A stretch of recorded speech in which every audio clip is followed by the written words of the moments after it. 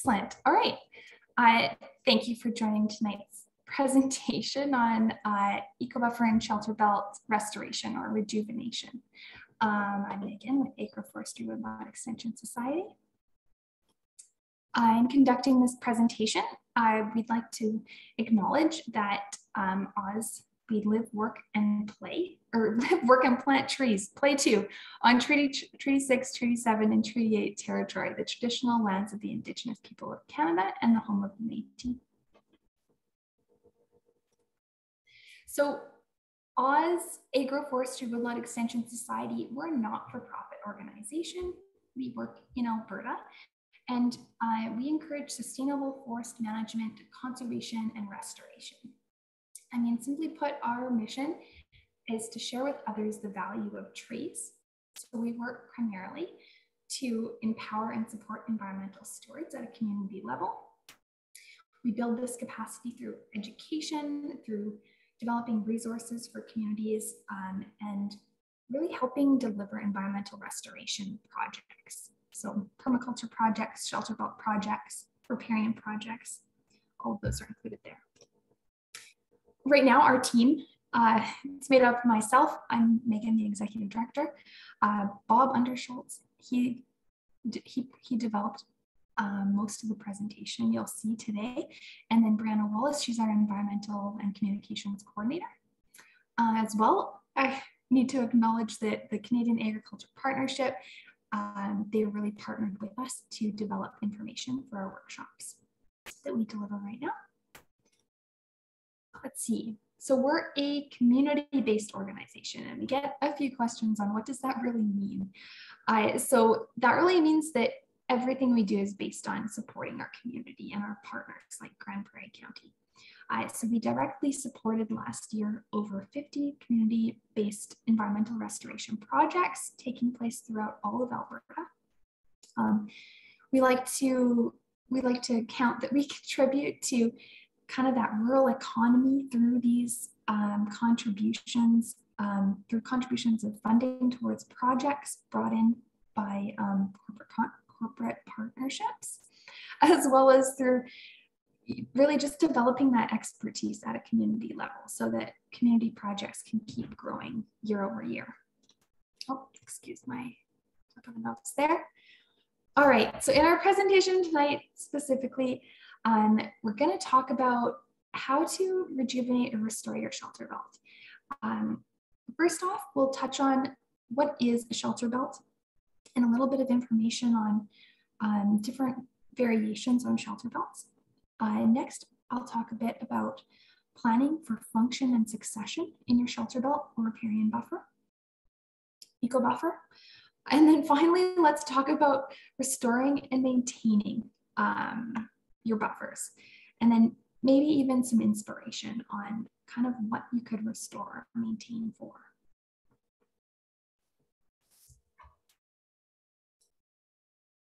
Let's see. So what is agroforestry? Agroforestry, that's kind of the A in Oz.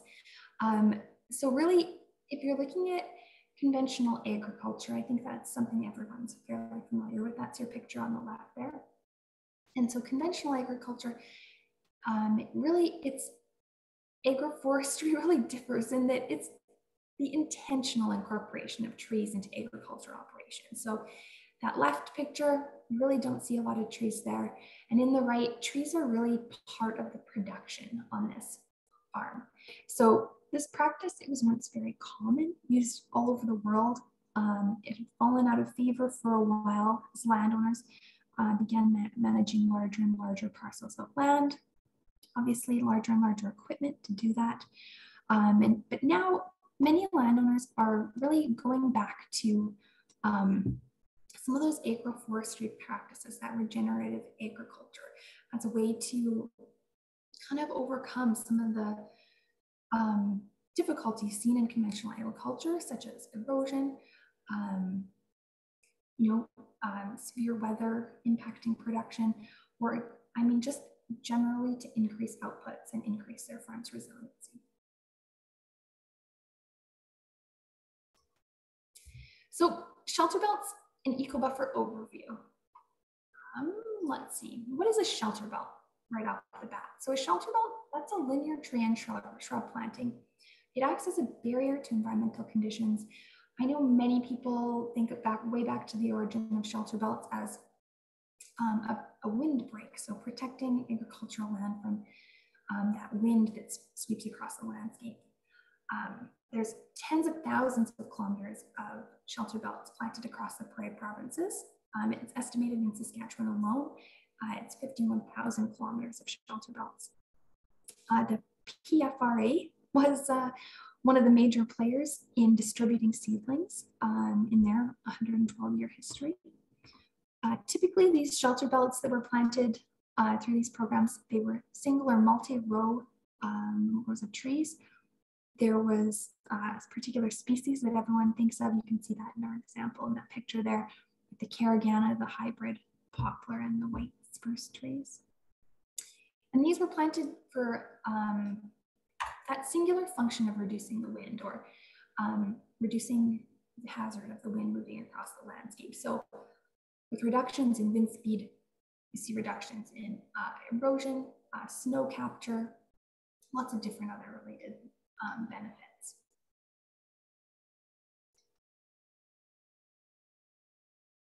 Here we see this, that traditional 3-row shelter belt there. So really designed again for the windbreaks. It's very linear. The shrubs are planted on one side. The aim there is to lift that wind up and over the shelter belt. And then you have those spruce trees in there to provide that density to capture the snow. So the traditional shelter belt above. Next comes the evolution of the shelter belt. So really over the years since we've been doing research, agricultural research, the concept of an eco buffer has been developed. So an eco buffer forms a similar buffer in our landscape, and though it has a slightly different composition and a whole bunch of more benefits to agricultural producers. So eco buffers, they're trees and shrubs planted and they mimic nature. They're designed with a whole bunch of native species, and they really work to provide many different functions in the landscape. So they're providing the same physical barrier to wind, but they're also providing benefits to native wildlife, for example, including and especially pollinators. They have low or minimal maintenance in the long term. They need less regular care. They have great potential for wildlife habitat. But I mean, there's the downside of the higher density planting, which provides lots of benefits, but can also be at cost. So here we go. We've got a photo above of the eco buffer. There you can see that planting. It's pretty irregular in its shape. And on the top, in the bottom photo, you have kind of the understory of a traditional shelter belt. So in your eco buffer, you can see native, diverse tree and shrub species. They initially are planted within rows, but they quickly propagate themselves, filling in and capturing the entire space. They're planted at a high density, again, to mimic that natural forest structure. And they are often used as a buffer around sensitive areas. So you can see these, or plant these as riparian buffers, for example.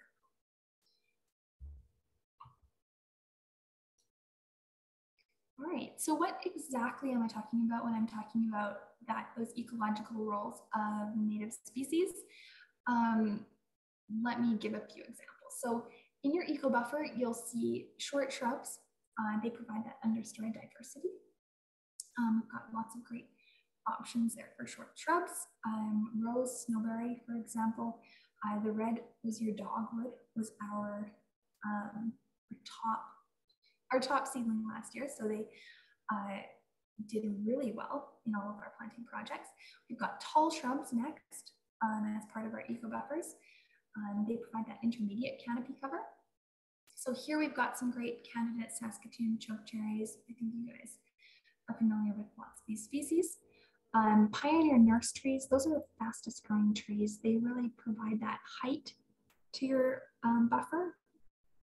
similar to that moving the wind up and over feature. Some of those species, they can include trembling aspen, balsam poplar, white birch, even lodgepole pine. And then lastly, you've got your long-lived species. So these are the species that take the longest to develop. They often do really well once you have other species already developed. So your short shrubs protect those little long-lived trees. And eventually when your buffer, over time develops into a mature forest, you can see those long-lived trees really standing for their own. All right. So now that we've gone over kind of what are our Shelterbelt and eco buffers, we can talk a little bit more about planning for function and succession in our projects. So right off the bat, why does function really matter? So firstly, to talk about function, we need to think about how function is affected by aging Shelterbelts or by aging forests. How we can keep them in good condition so their benefits can be achieved for years and years to come. And then kind of break down those planting projects into the diversity of functions that they can offer. So we've got a few examples of different plantings designed for a specific function to talk about next. Roadside Shelterbelts, and these are really, really common. So here's an example of a planting buffer or Shelterbelt. It's typically along a roadside. It offers some pretty obvious benefits to landowners, that privacy, snow, dust, for example, and really that long linear form of an existing Shelterbelt or an eco buffer really complements this service. Over time, however, they do need some maintenance to continue to perform those services, and especially if we're talking about those traditional Shelterbelts. So here's an example of a roadside Shelterbelt. It requires a bit of maintenance. You can see in here, there's some dead trees, fallen trees, gaps, perhaps there's even disease. So these are some things that you want to look for when you're assessing if your Shelterbelt is looking maybe a bit like it needs a bit of restoration work. Here's up next, we have a photo, real life example here of an older Shelterbelt. And I mean, here you can really see what it looks like with these. These are older trees, so they're not very tall. They've got some gaps there. Some have died off a while ago, some more recently. And our row of shrubs, I believe they were lilacs at once. They're no longer there. So they've either died out due to age or potentially cattle have gotten in there and taken care of that.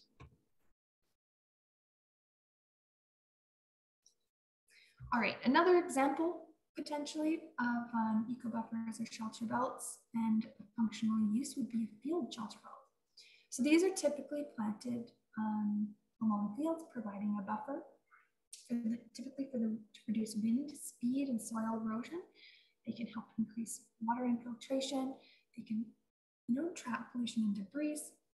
Be a great preventative tool when you're experiencing like overland flooding or really rapid snowmelts in the spring. I know I'm seeing some of those in my area. And then here's another example of kind of what this looks like when they're aging, starting to show their age. So we can see again what it looks like in an aging roadside or aging field buffer. So this structure here, it looks like it was once designed to provide some physical shelter for the cattle in the background there, but it's starting to age out. So it's getting some gaps, some disease maybe is present there. I think this one's my last example. So we've got an example here of a riparian buffer. So these riparian buffers are planted around waterways. So rivers, ditches, lakes, they provide a buffer between agricultural areas and riparian areas. So these are a great habitat for wildlife. I mean, wildlife are really attracted to anywhere there's water. The riparian buffer provides shelter, food, many other services to wildlife. It'll stabilize the banks of the shores of the moving water, helping to reduce erosion and subsequent flooding. There's lots of great other reasons, water quality for one, and lots of great species that are particularly successful in riparian areas. So sandbar willow specifically is one of our native willow species. They're really quick to sucker, and they can capture and stabilize soils in riparian areas very readily. So lots of great species that we can look to for our riparian buffers and rejuvenate. We've got a photo here of a riparian buffer. It looks like this particular buffer has been around for quite some time, potentially even planted a little bit too close together with those white spruces, like crowded. So kind of just thinking about how that buffer is providing its ecosystem services right now, and potential ways that we can redevelop or work to rejuvenate it in the future. Let's see. Do we have any questions in the chat? I can maybe stop my share and we can see if there's any questions. I don't see any questions just yet, Megan. Okay. I can move on, I guess. Next, I've got a few slides on kind of as shelter belts and eco buffers are getting older in their years, what we can look for and what we should look for in assessing our aging forested areas. So conventional shelter belts, over time, their function is reduced. And this is due to kind of the different variety of trees and that really non-natural composition of the native shelter belt. So over time, function is reduced. This can happen due to tree health and age. This can be a product of non-native species selected for the shelter belt. It can be because they're planted all at the same time, so they're very uniform age. Often only a few species are selected, and overall these species just age out. And so you can kind of see a little bit of that in the picture above. Gets to be gaps. Our natural forest succession is something to consider when you're looking at your planting project. So over time, our native forests and all of our native trees and seedlings, there's a pattern in which they grow and develop, and that forest composition changes over time. So this is a natural function of our forests, and our eco buffers and shelter belts will fall into that as well. They're not kind of immune to that successive pattern. In your eco buffer, however, because we're mimicking a natural forest in our planting, we're going to see them sustain and adapt a little bit better over time. So we're going to see a lot of the native species do well given the environmental hazards and environmental conditions in our area, because that's the area they're most acclimated to. We're also going to see these species doing well together. So because we're planting native species with other native species, they're really going to complement their development together. So we're going to see a natural succession occur in our eco buffer, just like we'd see in a natural forest. So we'll see our planting move from, the shrubs and pioneer trees right to that climax for mature forest. And you'll really see the difference when you're looking at an older shelter belt versus an older eco buffer, because you have kind of that non-native versus native species mix. So that's not to say that we can't design our shelter belts or any planting project really with longevity in mind. So in order to do that, we'll look to plant both long-lived species and short-lived species. And they want to make sure they're adapted to our site conditions. So any species we're choosing, we want to first assess our site conditions, so our sunlight, our moisture, our soil conditions, and then select our species to really benefit from the area where you're planting them.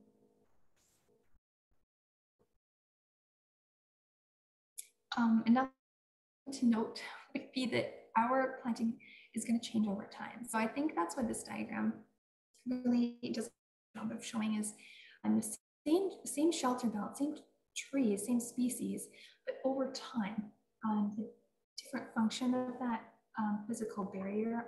For example, we're looking at how wind moves across the landscape. It provides that function through different trees. So in the first picture there, we see our pioneer species providing the height. While in our second picture, we have our long-lived species providing the height. And of course, we're looking at our shrub and pioneer species as rejuvenating over time. So there's a little bit of height difference there as those species are kind of regrowing after their, first succession is complete. All right, so aging buffers. There's some things to look for as your shelter belts are aging, some different tells that you can point out. We've got a bit of a list here of all of the different things you can see. Percentage of live trees is a fairly obvious one. If you're seeing your trees dying back. The density of the canopy, I know most people are familiar with those different poplar hybrids, for example. I know the Okanese poplar in my family homestead, the tops have all died off, and that's a pretty easy sign that those trees are kind of nearing the end of their lifespan. Of course, there can be other reasons for losing trees in your shelter belt. They're a lot more prevalent in older shelter belts, but I mean, insect damage, disease, environmental hazards, they all affect aging shelter belts or ecobuffers more. So as those trees are getting to be nearing the end of their lifespan, they'll be a lot more susceptible to a lot of those environmental conditions that can, harm them or kill them.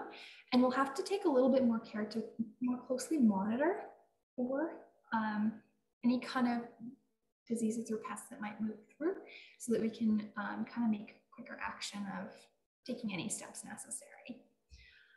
Typically, another thing to point out in aging shelter belts is that we're going to see our species diversity decrease in conventional shelter belts or increase in ecobuffers. So the reason that species diversity decreases is that traditional shelter belts don't often see species that will propagate themselves. As well, there's maintenance, for example, like mowing around a traditional shelter belt that prevents the propagation of trees. In an ecobuffer, however, you'll see propagation of those native species, as well as you'll see new species coming in. So wildlife using those native species, they're going to bring in other native species from nearby. So you'll really see some differences as time goes by in your shelter belt versus your ecobuffer.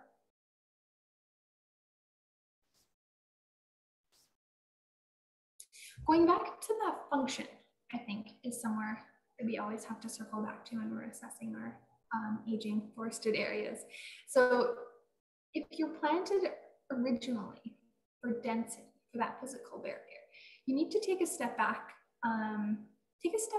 as you're looking at your aging shelter belt and determine if you're still seeing that function being met.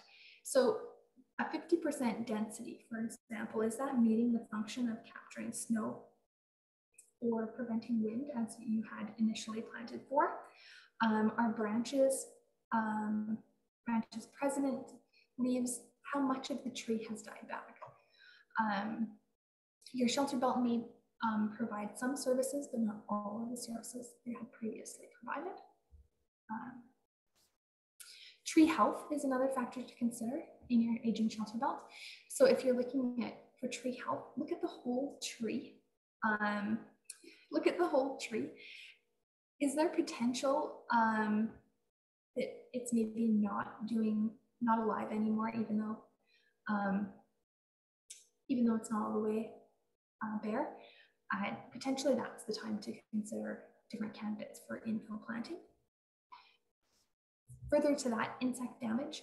So a healthy crown has less than 25% insect damage. So you'll really look to see different signs of insects in your shelter belt. And a lot of the time trees show damage late. So you're already seeing damage once the insect is established in the tree. So making sure that you're taking actions right away, rather than when you see signs of damage, waiting one long time before taking steps to kind of prevent future damage. Regarding insect pests, Alberta has a forest pest diagnostic system. So this is a new tool. It was developed, I believe, about 1 year ago. And it's a great opportunity to check out what type of damage you're seeing on your trees, and then look at different options that might be responsible for that damage. So you can really use this tool to type in what you're seeing and see what it predicts would be those pests. And we'll take a few minutes at the next break here, and we can kind of play around with the tool and see if we can become a little more familiar with it. Let's see, further to pests, browse is another one that we can't pass over. So as your shelter belt ages, I guess just like when it's brand new, we're gonna have to take care to be watching for browse. So that's where larger pests are eating your trees. So we've got lots of different candidates that will do that. Deer, moose, porcupines, for example. If anyone has fruit trees in their shelter belts or in their farm yard, I'm sure they're familiar with porcupines. There's lots of different preventative techniques that folks can use as well. We've seen many people come up with really creative different techniques to keep wildlife off of their shelter belt trees. Porcupines, for example, wrapping 30-inch bands of aluminum flashing around the trunks of targeted trees helps to keep those down. You're familiar with the plastic tree guards to keep voles away. Different techniques as a general rule, when you're keeping other vegetation back from your shelter belt trees typically helps, as well as fencing off any individual trees that you're particularly keen to keep intact. So a wire mesh, a height of 3 feet, 6 inches away will keep most, or 3 feet, and then 6 inches to 5 feet away will keep most pests away. Let's see as well. All right, we've got disease. So I think this is one that we can look for in that tool, Alberta government tool that I mentioned previously. Fungus is a particular shelter belt threat. I mean, funguses can move through shelter belts and you're not going to see signs of that fungus for quite some time. So depending on the severity of the infection, you'll need to look into removing tree material as necessary. Some of these funguses, they can be fatal. Others, the tree lives out its lifespan, and it's best to monitor regularly and then prune to remove that fungal infection. One particular fungal infection I know is quite common. We hear a lot of feedback from municipalities on black knot.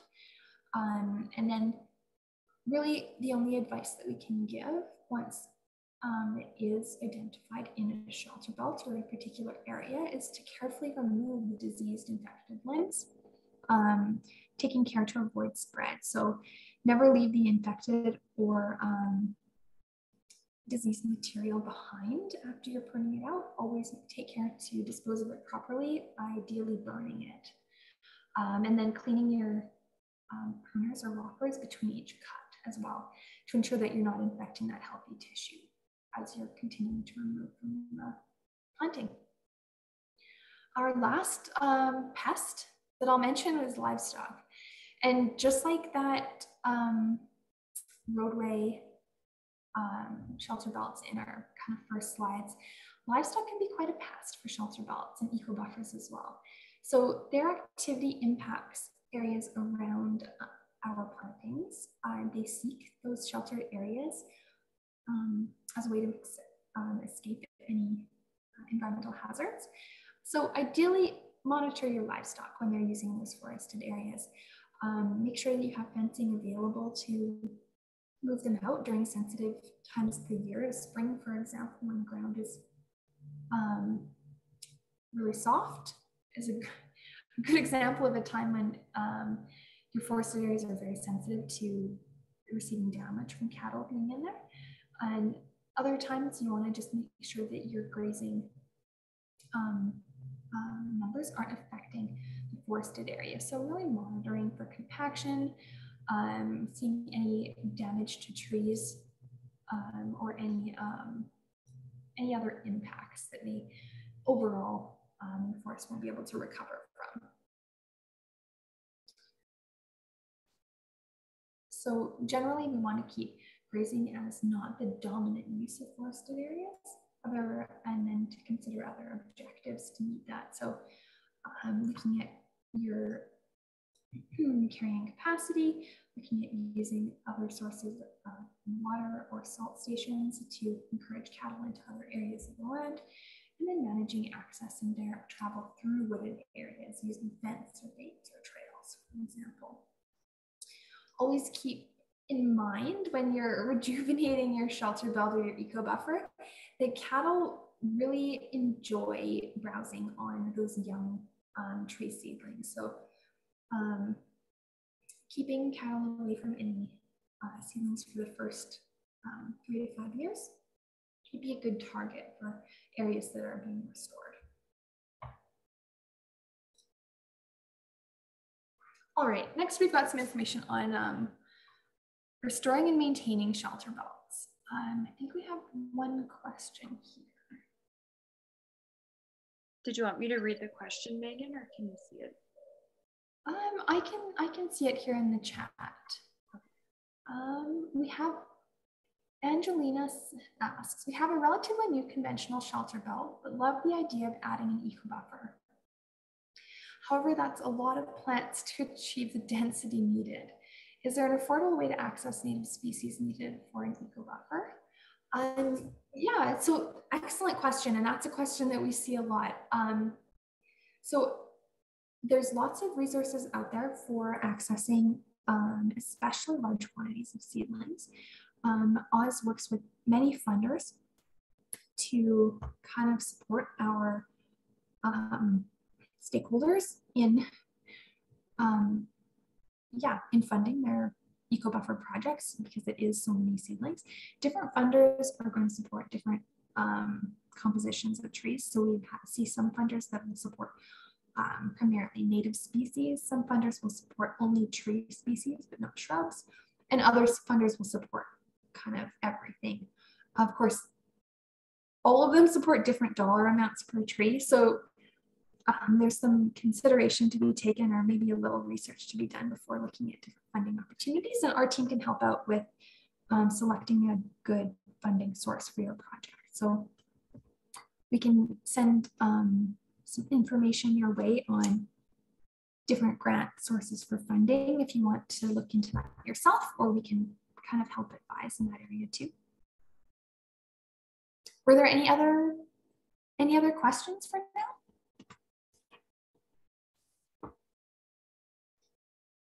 I can maybe pull up the diagnostic tool here as well to quickly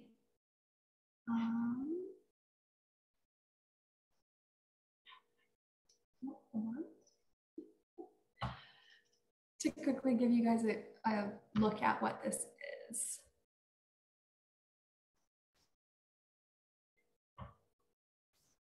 No, maybe not. Take that back. All right. Were there any other questions? on Shelterbelts before we head back into the presentation?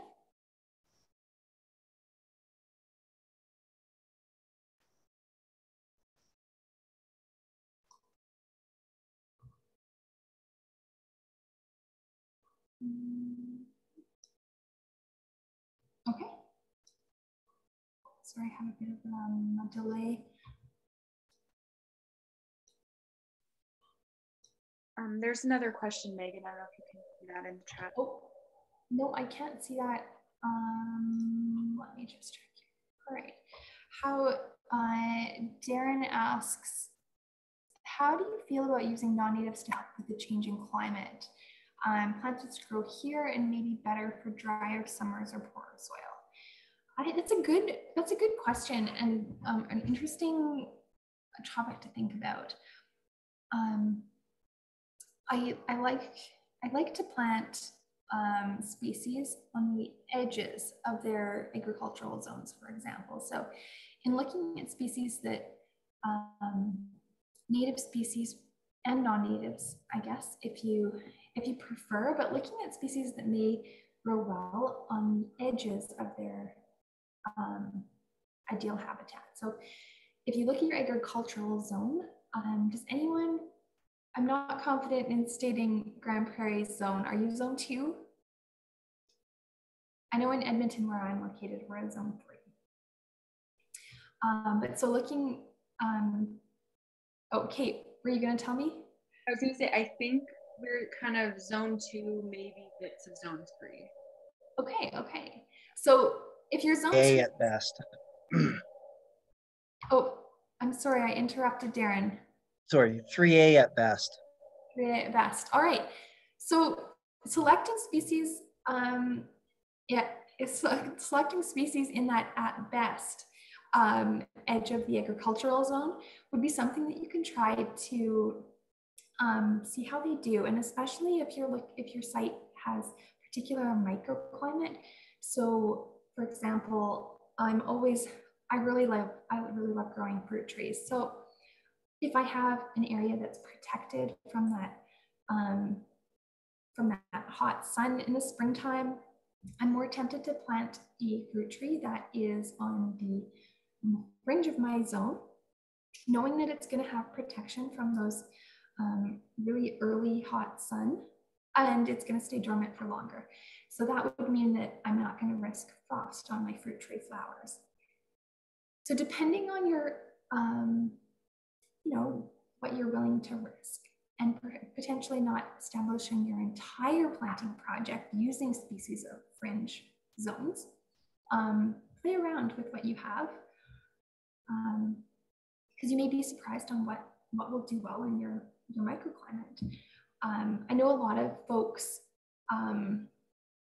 particularly the permaculture folks, are really looking to establish shelter first. So planting some species that are those hardy native species. So those, white spruce and balsam poplar or any of those hardy natives. And then once they have a good buffer already growing, they're adding different species that may be a little more delicate to see how they do with respect to growing in that microclimate that they've now created with their Shelterbelt or eco buffer. With regard to climate change, I think we're going to see the climate warming, and that's something that's really no one's doubting at this point. So looking to adapt to that as it's coming is something I think it's fairly valuable to do. And it's something that Oz is doing. We're future forecasting. You're looking at what our area is going to look like in the next 20, 50 years. Trees live a long time. So in growing now for those future times, we're probably, probably decreasing our risk of losing a lot of our trees. Does anyone have information to add? I'm always open to hear comments or conversation. Are there any trees you guys have noticed in Grande Prairie area that are growing out of their zone?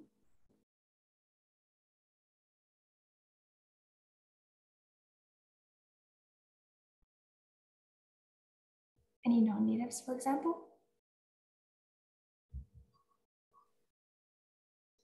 We do a bunch of non-natives that are, don't grow here naturally throughout, our urban places, but I can't see why they wouldn't work well in a sheltered setting in a windrow or eco buffer, just to add that, small percentage of diversity, just to help for, like you said, down the road, because they are long-lived. There's quite a few species we could actually incorporate. Yeah, do you have examples, Darren? I'm curious. Ohio buckeye, the lindens, some of the oaks, bur oak, lesser extent red. Yeah, there's a few different varieties of the lindens that could be used, and individual space sheltered locations, as well as fruit trees, like you were saying. Yeah, those would definitely work. And then a lot of your fruit trees stay lower into the ground, so they work like a smaller or taller shrub. Yep. So, yep. And then you have the habitat or food sources as well for your wildlife. Yeah, we do see there's typically folks incorporate, and I mean, you're free to incorporate any species you're looking for in your planting project. So looking at just the different ecosystem services that that you want to achieve for your planting project is somewhere to start, and then you can look to the different tree and shrub species and select those that really work for you.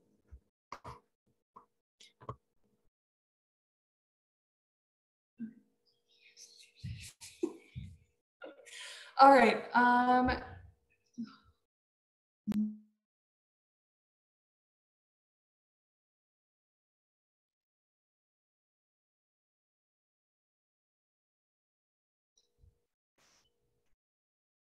All right, the joys of working from home in the evening. Let me see here. Do we have any other questions? I think we have a comment in the notes here. Sticking to things that are certain to survive. Yeah, the cost of trees really weighs in, especially when you're looking at eco buffers, for example, with that high density. So the cost is definitely something to be considered when you're planting. But it's definitely fun to play around and see what you can grow. Let me see. All right, I'll turn our presentation back on. All right.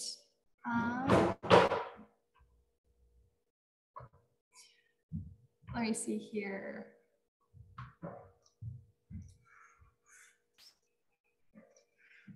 Let me head back. Where were we? All right, restoring and maintaining shelter belts. So goal setting is kind of your first step in restoring and maintaining your shelter belt. So looking at the different goals you might have or the different functions you might be looking for in your shelter belt is kind of your first step in designing where you want to make any changes or improvements. So what services do I want my project to provide, and where do I want those services? Next, looking at the different site characteristics. So what does your site look like? What soil, light, moisture do you have on your site? Looking at your long-term goals as well. So have both long-term and short-term goals. There's lots of different ecosystem services that you can see over the lifespan of your project. And then another thing, keep in mind your resources. And I think time is the resource that a lot of people don't weight heavily enough when they're planning their restoration project. Time is a big one in that the Shelterbelt or eco buffer project that does the best is the one that you can monitor and maintain as needed throughout the project. So especially if we're looking at newer projects, we're looking at any watering or weeding that may need to be done. In older projects, we're looking at, again, watering and weeding, but also pruning if you need to, or restoring areas that are dying off. So selecting suitable species is a great plan. Planning, as always, planning is something that pays off in the long term.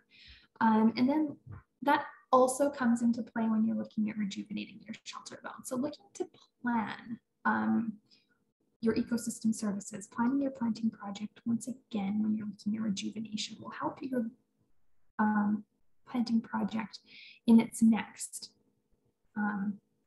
50 years, how long you're looking at it. So pruning is always the question that comes up when we're looking at aging Shelterbelts.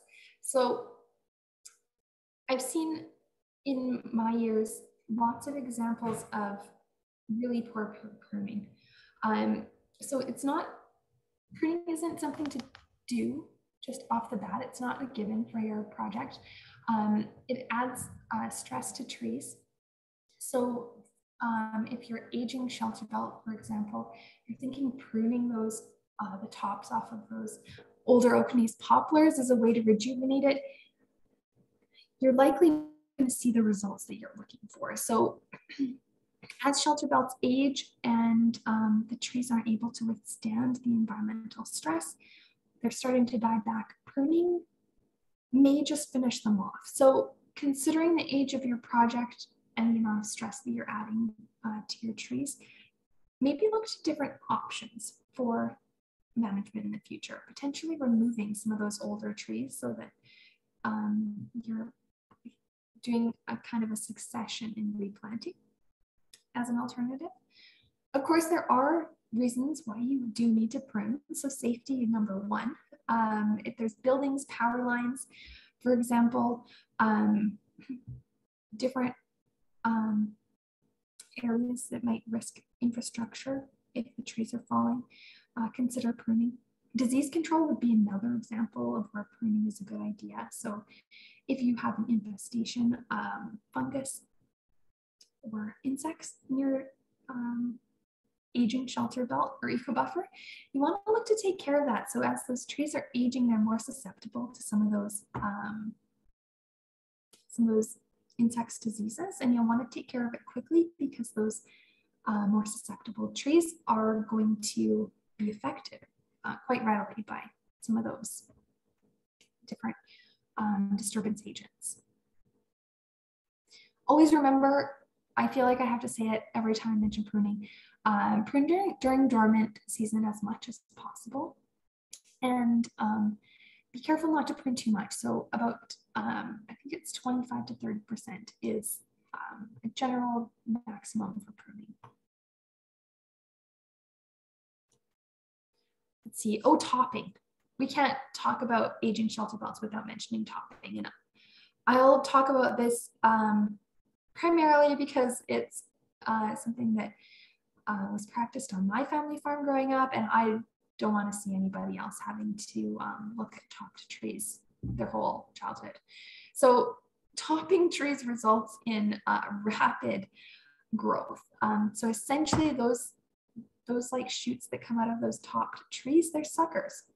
They're structurally very weak, and they're going to be like a physical hazard. So they can, in wind events, they can kind of fall off and break off, causing stress to the tree and potentially damage to infrastructure.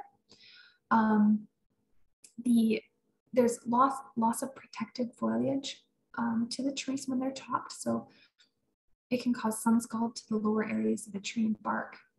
Open wounds can lead to insect infestation.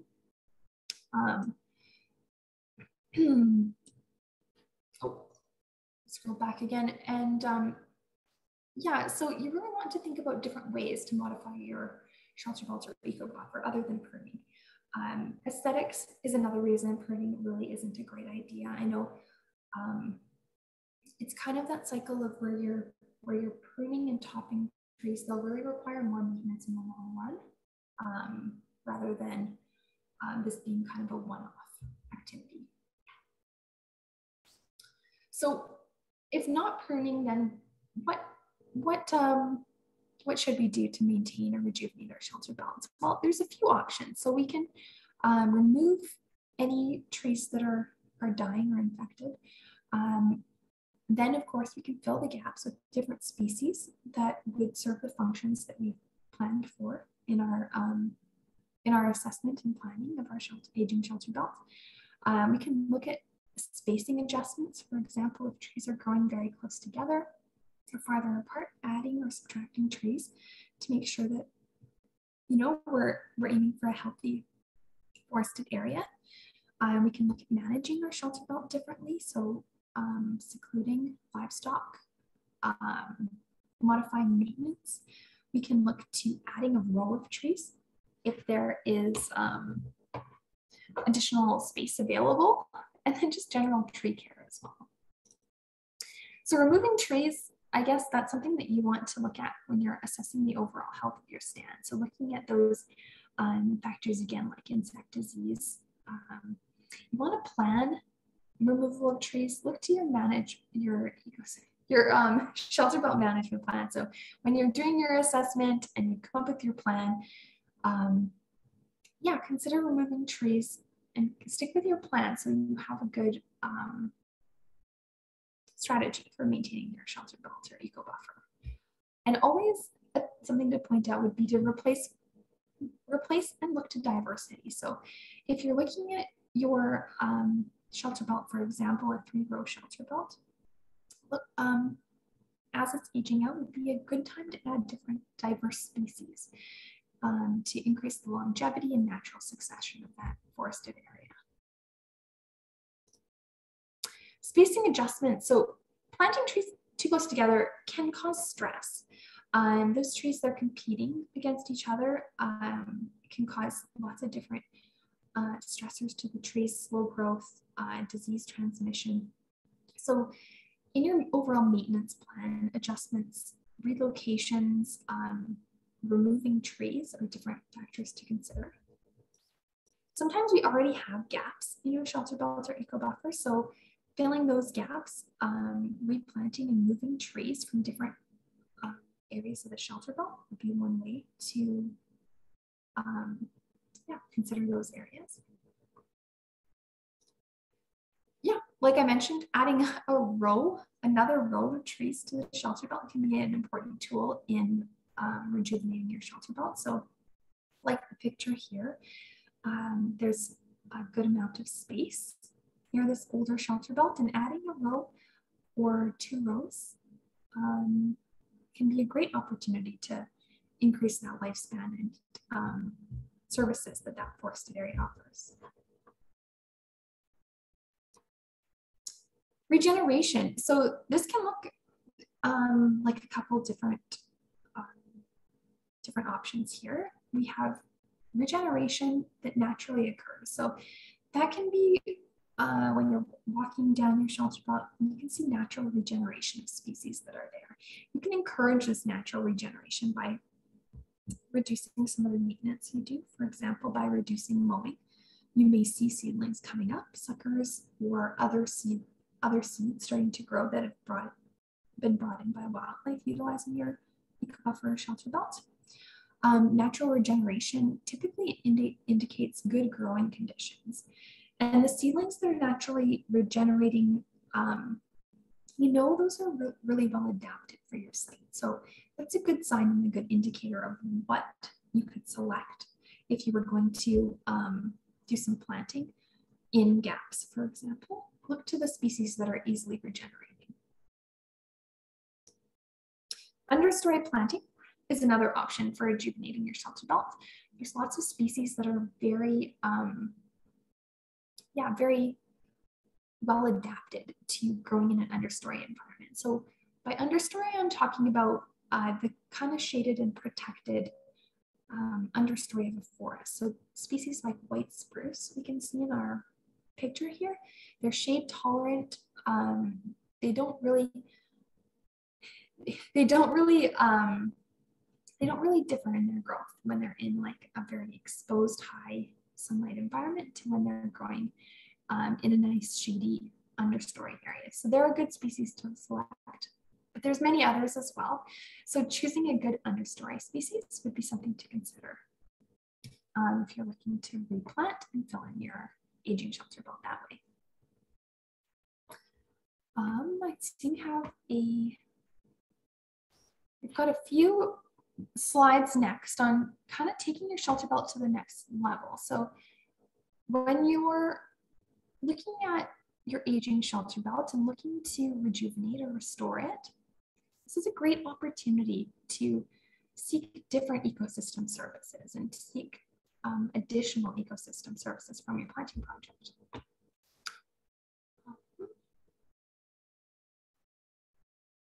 Let's see. First, we have a couple questions in the chat here that we can address.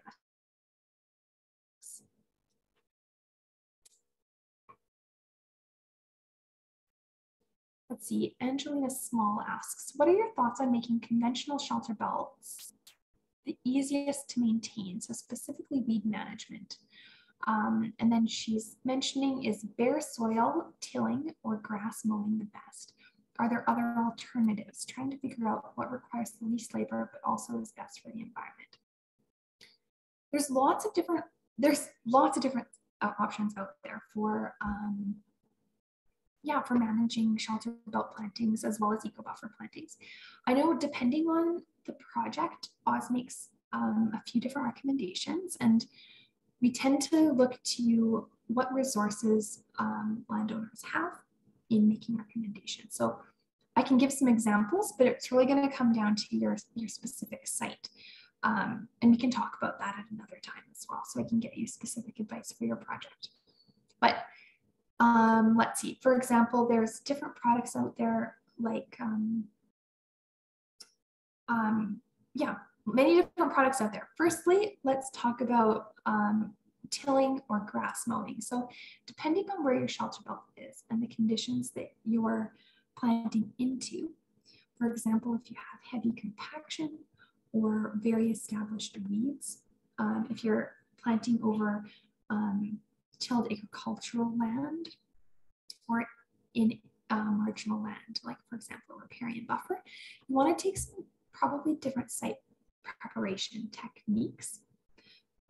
Overall, Oz recommends if you are tilling initially, seeding in a cover crop to capture the soil, so it's not leaving that exposed soil. That really that exposed soil is a great opportunity for weeds to encroach. So we want to make sure that exposed soil is covered as fast as possible. So we can do that through a cover crop. We can do that through mulch. We can do that through a few different ways. Grass is another one. Although grass, depending on the type of grass, can be quite a competitor with your Shelterbelt species. So you want to look to selecting a type of grass that is not really aggressive.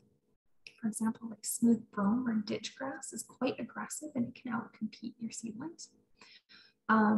There's lots of alternatives out there for grass, and especially grass or ground cover that you don't need to mow, or like that cover crop. So white clover, for example, would be one of those low growing cover crops. It fixes nitrogen, for example. It's great for pollinators, and it will really outcompete weed species so that you don't see Canada thistle encroach, which is also another one that really will outcompete your seedlings. Let's see. If you're looking to use different mulch products, we always like to think about what your site conditions look like and your resources and what is available to you. Oz has used a few different mulch products. In our last planting season, for example, we've used wood chips. When we've had them available, we've looked to use hemp mats as a tool. They just go right around the seedling and keep weeds down. We've used biodegradable mulch, like sheet mulch as well, which lasts typically about 3 to 5 years, and it keeps the weeds down in that area. It looks a lot like plastic, black plastic. I think lots of folks have seen it, but they didn't really realize it was biodegradable. It's actually made of cornstarch. So yeah, there's quite a few options out there and we can kind of talk about more about them if that's something that folks would be interested in hearing about. Let's see, did that answer your question, Angelina?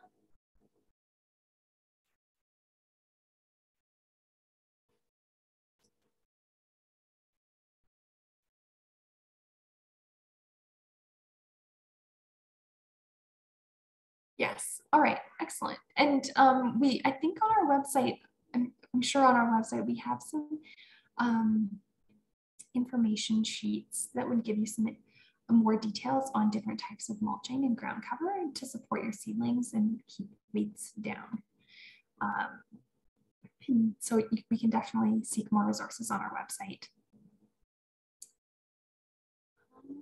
Let's see, is monthly scouting in growing season best to look for insects and disease? Darren asks. It really depends on the age of your Shelterbelt, your species composition, and how easy it is. Monthly is a good interval, and especially that's something that works with the resources that people have. Making sure if you're going out monthly to look at your project, making sure you're paying attention and not kind of going with the routine of your inspection. So have specific points where you're looking and identifying if any new damage is there. So take like landmark assessments and then evaluate if there's been changes since your last assessment. A lot of the times when farmers are talking about their projects, they're seeing really small damage over time, and then all of a sudden it's a large amount of damage. So potentially taking steps when you're seeing those small indicators would be a good start in maybe increasing the frequency of your monitoring or taking action right away.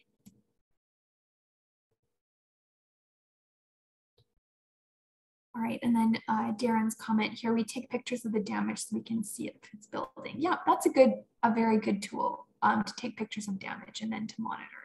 Easily the next time you go out, you remember exactly what that looked like. Absolutely, that's a good strategy. Do we have any other questions? Feel free to just,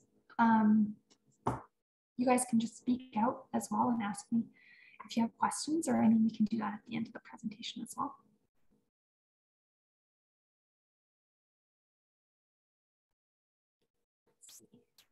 All right.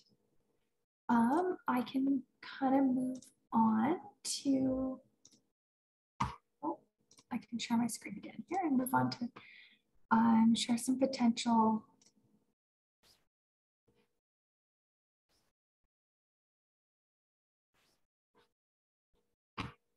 inspiration for restoration. All right, so taking your Shelterbelt to the next level.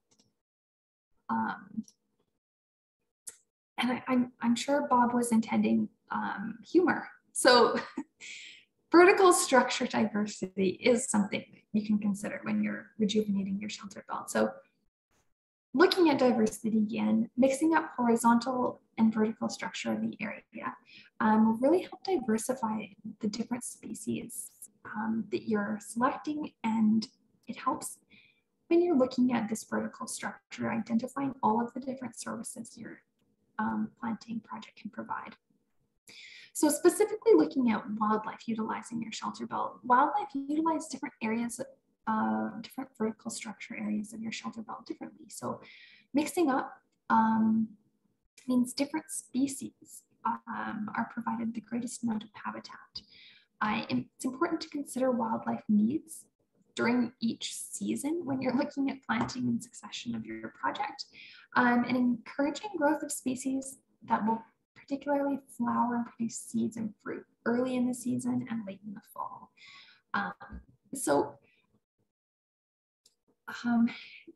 This different vertical structure and diversity, it also is going to provide resiliency from natural disturbances, providing an abundance of different ecosystem services, and longevity of those structural benefits.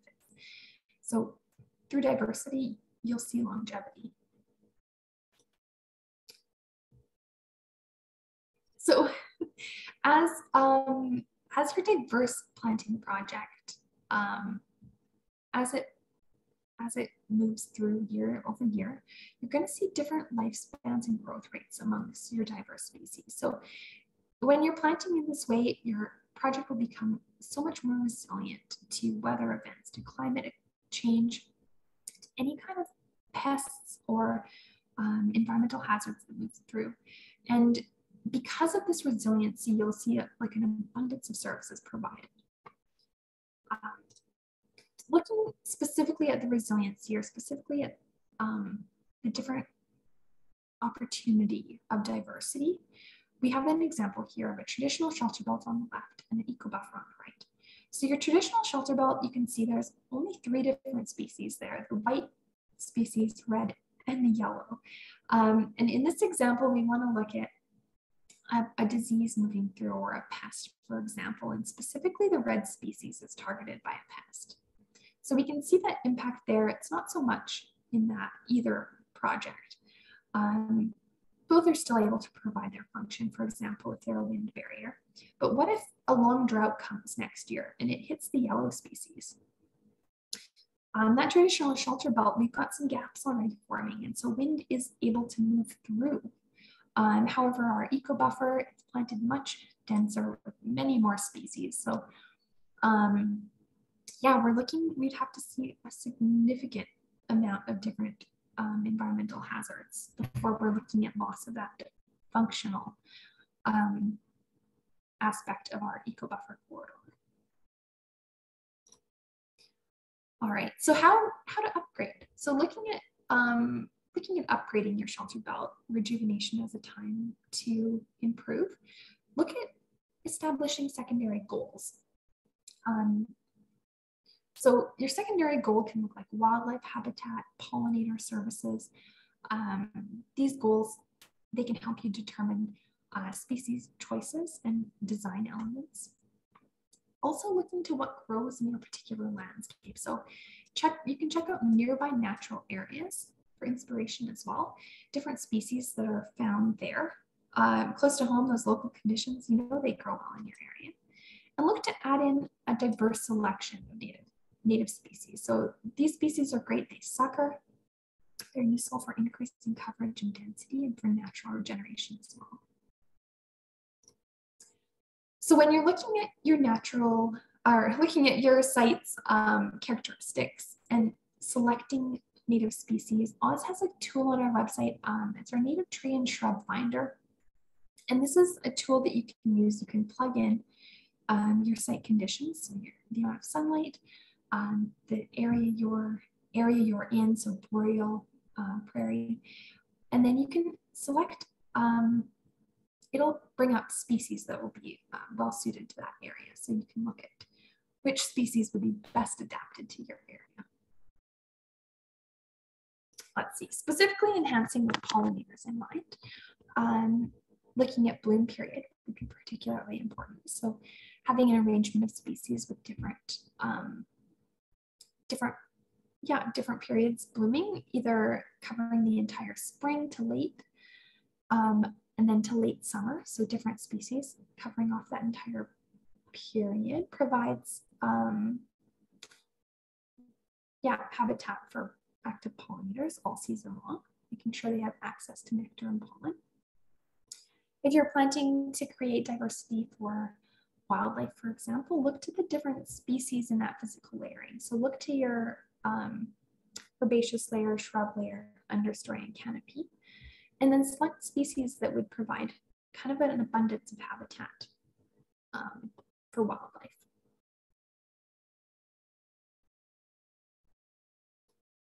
Let's see, so adding species to choose in. We've got lots of options, and especially if you're selecting for wildlife. Look for food species, but they also look for shelter, reproduction support, and complementary species as well. So many different factors to consider when you're secondary or even primary service of your shelter belt or eco buffer is habitat for wildlife. Another reason you may choose to have your secondary or primary service a wildlife habitat would be creation of wildlife corridors. And especially when you're looking at shelter belts or eco buffers, those long linear plantings, they provide a great opportunity of connecting larger, substantial wildlife habitat. So in this photo here, more of an air photo, satellite image, I guess, representation would be, you can see in this photo, you've got that green area on the top would be a high quality wildlife habitat. And on the bottom, you have a riparian buffer or a stream or river and a forested corridor along that. So in the yellow marginal land, we're looking to reestablish a wildlife corridor so we can see wildlife moving between the two habitats. And then establishing our planting project or developing it so that we can see wildlife accessing all of the services they may need along the way. So allowing for safe travel, but also providing opportunity for food and shelter and breeding habitat as well. Let's see, there's lots of different species that we can think about when we're providing habitat for wildlife. Our species spotlight we have to share today would be the loggerhead shrike. So this is more of a prairie species. The shrike are quite interesting in that they're predators, so they hang their prey on thorns. So you'll see, a grasshopper hung on a thorn. The shrike, as you can see in the picture, they don't have a really large beak for eating their victims. So they kind of hang on there and come back after. Establishing wildlife corridors or habitat for this species is a little bit different, however, because you're looking really to target species that have thorns, providing them that ideal habitat for their hunting activity.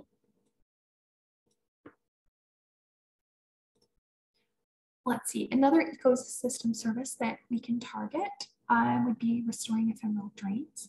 So if we're looking at restoring different riparian species along, acting to control water along waterways or in other lower areas to help revegetate ephemeral drains would be another opportunity there.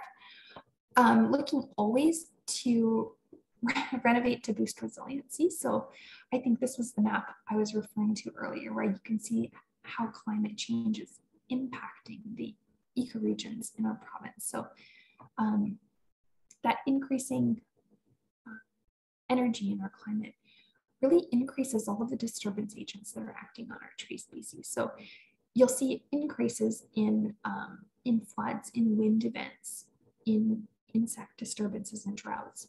So planting with high biodiversity and planting those really adaptable native species provides our best resiliency to future long-term climate change. So by that, I'm meaning shifting of ecoregions. As well, native species and diversity, they can provide the best resiliency to a lot of those environmental disturbances that will become increasingly more prevalent due to climate change. So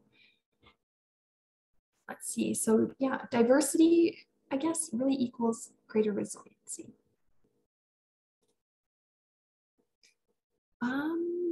So ecosystem services and benefits of projects, and especially Bob's got in here, Oz projects. So we are always designing our projects with ecosystem services or tree services. So we've got a list of those services here. There's so many more you can choose from too. Really just looking at what your priorities are, and then looking at different species, and you can aim to achieve them, and a few of them. Let's see. All right, so Oz, our not-for-profit, we provide a lot of services for planting projects and Shelterbelt rejuvenations as well. Right from site visits to helping design finding funding, looking at planting and assessing. So our contact information is down there. I know Jill and Kate have our contact information as well if you're looking to get a hold of our team. Our website as well is an excellent resource. We have lots of resources on there for anyone who is looking for more information on eco-buffers, for example, or a lot of the other topics that I've discussed tonight. Let's see, do we have any other more questions or comments? It's time for discussion, I think.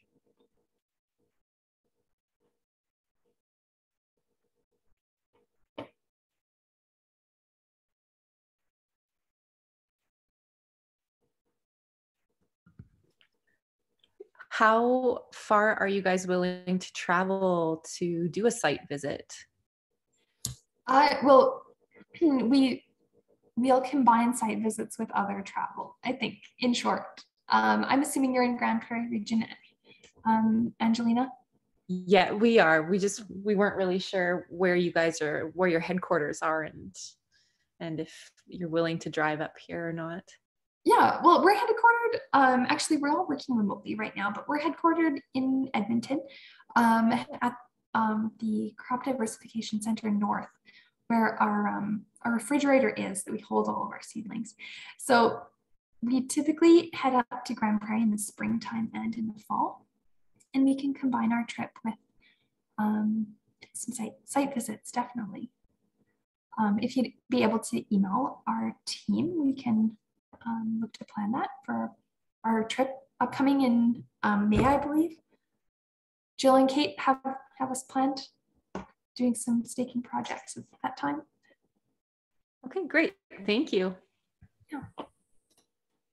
For any kind of consultations or questions, we're also, I mean, COVID, everybody has had to develop these skills, but we're pretty good at using satellite imagery or Google Earth Pro or other digital tools and doing online consultations as well. So we could talk to you and talk about your site conditions, look at photos, and kind of give some good information that way as well.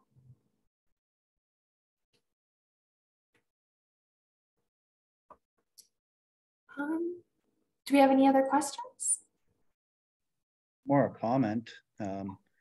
I started doing the windrow designs and installations in '95, and it's great to see how we've moved over the years to now doing more of the eco buffers and the larger zones, and it's really and getting more like an interior forest condition sort of set up for all of the benefits that you get from that, and away from more of just the conventional. Really happy to see that we've developed over these years. Yeah, Oz is too. And we're starting to see some of the eco buffers that are many years old now. So it's really, really exciting to go back to some of the planting projects that we planted 5-10 years ago and look at how they've grown and just how quickly they've become like hard to distinguish from natural forested areas.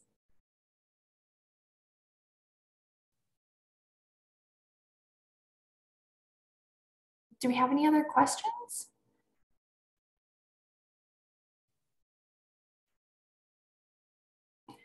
I always get the slide of what does an eco buffer look like. I even have it on my next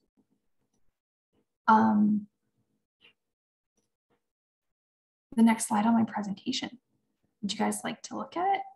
Look at this slide. Are there any other topics that you'd like me to discuss that I didn't cover?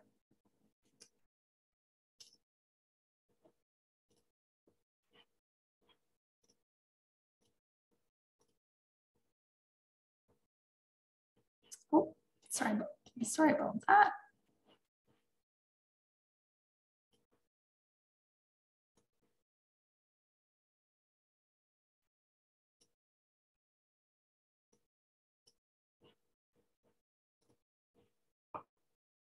In our diagram here, we've got the different colors are representing different types of trees. And then we're planting about 1 meter apart in each row, and each row is about 6 feet apart.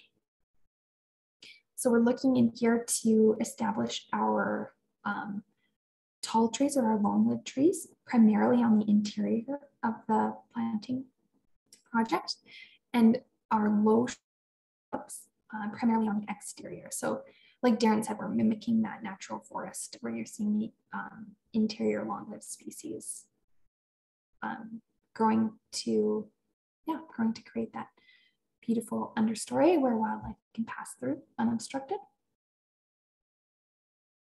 Let's see in the question here. Kevin asks, when's the best time to plant seedlings? Typically, we're looking at springtime and fall for planting seedlings. I know Oz looks to plant early in May.